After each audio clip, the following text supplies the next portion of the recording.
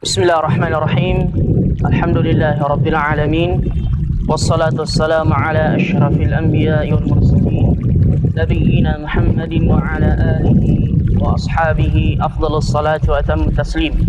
Amma ba'd. Allah Subhanahu wa ta'ala berfirman di dalam Al-Qur'an, A'udzu billahi minasyaitonir rajim. Bismillahirrahmanirrahim. Inna hadzal Qur'ana yahdi lillati hiya aqwam wa yubashshirul mu'minina alladhina ya'maluna as-salihati anna lahum ajran kabira wa anna alladhina la yu'minuna bil akhirati a'tadna lahum 'adzaban alima. Sesungguhnya kata Allah Azza wa Jalla, dengan Al-Quran kami menunjuki manusia ke jalan yang lurus dan memberikan kabar gembira kepada orang-orang yang beriman, yang melakukan amalan saleh dengan pahala yang sangat besar di sisi Allah Subhanahu wa ta'ala. Ayat ini menunjukkan kepada kita betapa besar nikmat yang Allah berikan kepada hamba-hambanya dengan diturunkannya Al-Quran sebagai petunjuk, hudan lil muttaqin, petunjuk bagi orang-orang yang bertakwa, yang mana ia merupakan sumber kebahagiaan di dunia dan di akhirat. Yang kata Allah Subhanahu wa ta'ala di dalam Al-Quran, فَمَنِ اتَّبَعَ هُدَايَ فَلَا يَضِلُّ وَلَا يَشْقَى. Barang siapa yang mengikuti petunjukku, kata Allah Azza wa Jal, maka dia tidak akan tersesat dan tidak akan merasakan kesengsaraan. وَمَنْ أَعْرَضَ عَنْ ذِكْرِي فَإِنَّ لَهُ مَعِيشَةً ضَنكًا وَنَحْشُرُهُ يَوْمَ الْقِيَامَةِ أَعْمَى. Dan barang siapa yang berpaling dari peringatanku, kata Allah Azza wa Jal, maka dia akan merasakan kehidupan yang sempit. Walaupun dunia telah dibukakan baginya, namun ketika dia berpaling dan jauh dari petunjuk Allah Subhanahu wa ta'ala, yaitu Al-Quran, maka dia akan merasakan sesak di dalam dadanya. Ini di dunia. Adapun di akhirat, kata Allah Subhanahu wa ta'ala, wa nahsyuruhu yaumal qiyamati a'ma.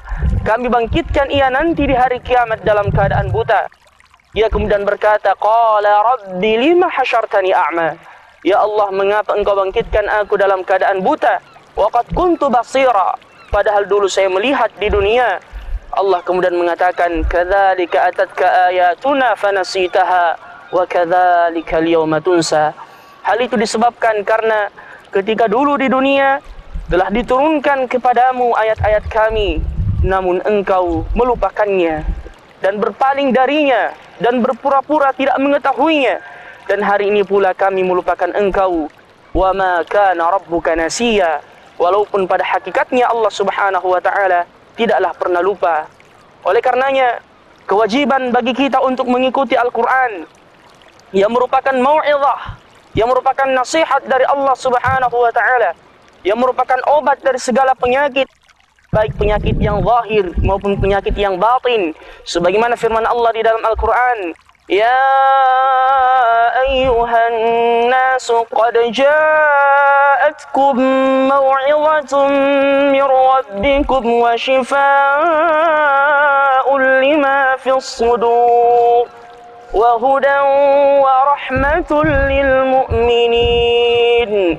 Wahai sekalian manusia, kata Allah Subhanahu wa ta'ala, telah datang kepada kalian mau'izah, peringatan, petunjuk dan nasihat dari Tuhan kalian, wa shifaa'un lima fis sudur, dan obat untuk menghilangkan segala penyakit-penyakit yang ada di dalam hati-hati kita, wa hudan, petunjuk, wa rahmatul lil mu'minin, dan rahmat bagi orang-orang yang beriman.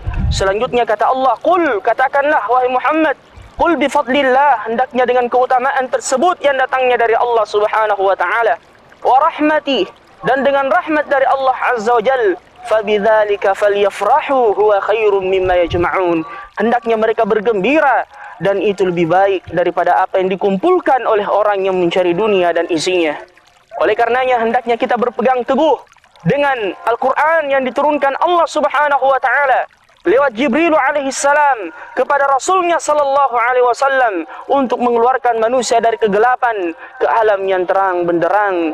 Kata Nabi sallallahu alaihi wasallam, aku meninggalkan kepada kalian dua hal yang jika kalian berpegang teguh dengannya kalian tidak akan sesat selama-lamanya, yaitu Al-Quran dan sunnah Rasulullah sallallahu alaihi wasallam. Semoga Allah subhanahu wa ta'ala menanamkan di dalam hati-hati kita kecintaan terhadap Al-Quran, kecintaan untuk senantiasa membaca Al-Quran, kemudian mentadabburi Al-Quran, mengajarkan Al-Quran, menghafalkan Al-Quran, dan yang paling penting adalah bagaimana kita bisa mengamalkan nilai-nilai Al-Quran dalam kehidupan kita sehari-hari, yang dengannya insyaAllah kita akan mendapatkan kebahagiaan di dunia dan di akhirat.